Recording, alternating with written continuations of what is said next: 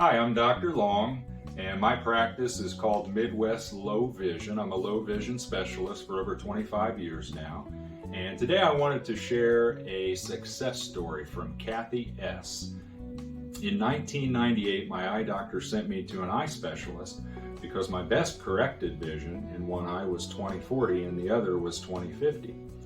In November of 2012, my vision changed quite a bit, and my eye doctor again sent me to a specialist. At that time, my vision was 20/70 now in one eye and 20/80 in the other.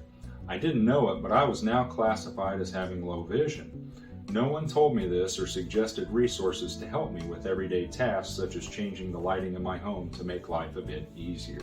Common scenario, the first comment I would make is, yes, she would be classified most likely as low vision, but I like to think of low vision as a functional definition. So it's not a level of acuity.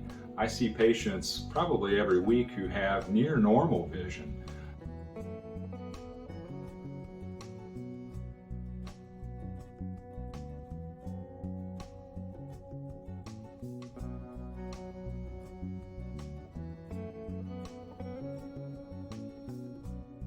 So moving on, after months of tests that were inconclusive, I saw a neuro-ophthalmologist.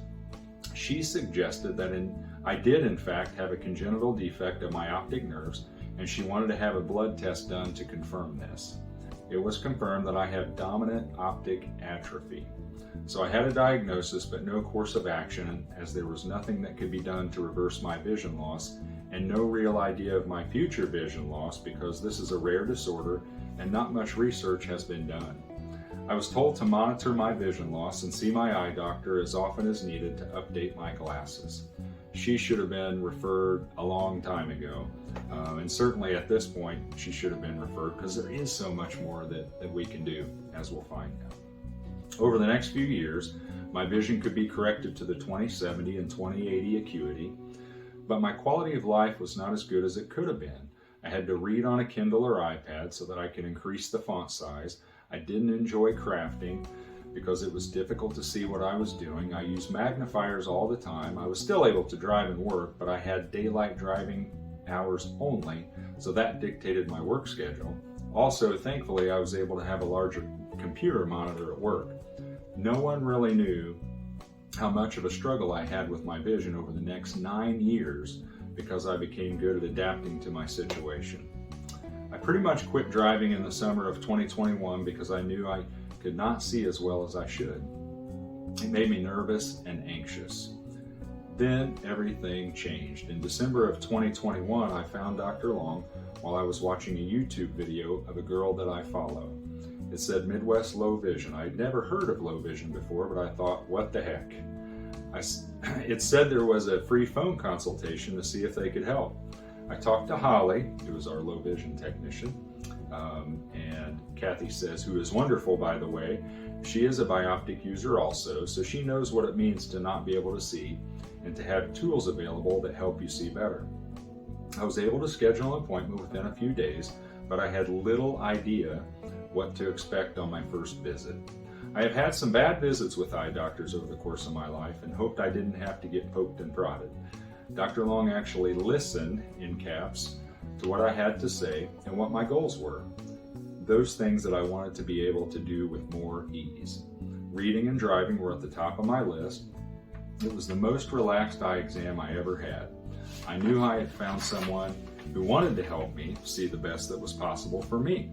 I ended up getting 2 pairs of Bioptic telescopic glasses, one for reading and one for distance. You know, the low vision thing, I mean, certainly my experience makes a huge difference. It's just a different mindset. So it's so different than a regular routine eye exam that we're all used to, whether you're an optometrist, ophthalmologist, or a patient who's coming in for exam. It's just different. We schedule a lot more time and it's totally functional. So we do listen, we have to listen, because that's the whole point of the exam, is to find out what the goals are, the wish list, I call it.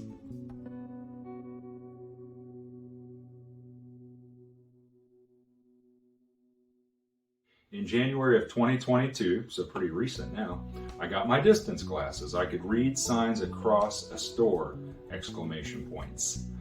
I could see so much more than I had in years. It really did open the world back up to me.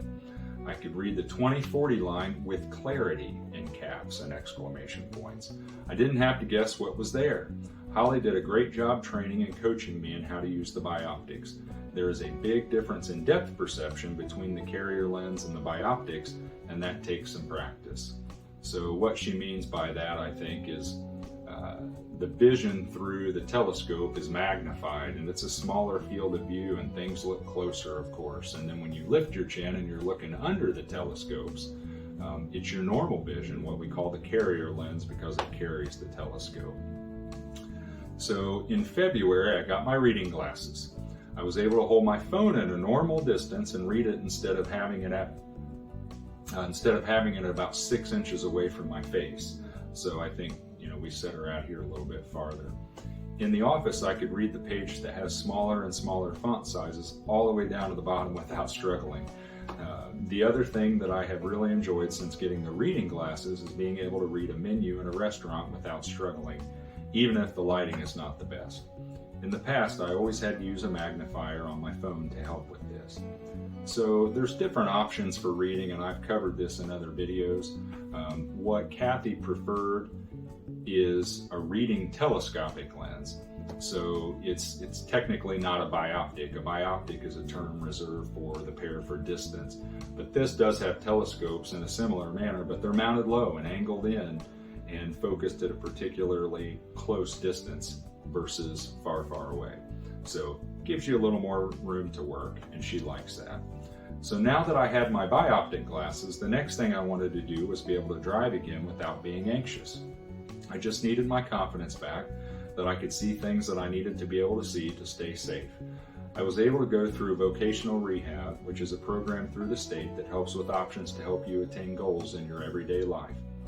Driving was definitely important to me, and it would enable me to get back to work. I had a driving assessment during the summer of 2022. I ended up being on a waiting list for quite some time. Finally, in February of 2023, I was able to start my Bioptic driver training. I had to drive with a trainer in different situations, learning when to look through my Bioptics to spot traffic lights, road signs, pedestrians, emergency vehicles, etc. And I did a nighttime driving evaluation as well. I drove more in 6 weeks than I had driven in the past 18 months. So what she's doing there with that training is more than what we do. So we give basic training, but the experts in driving are the certified driving rehabilitation specialists.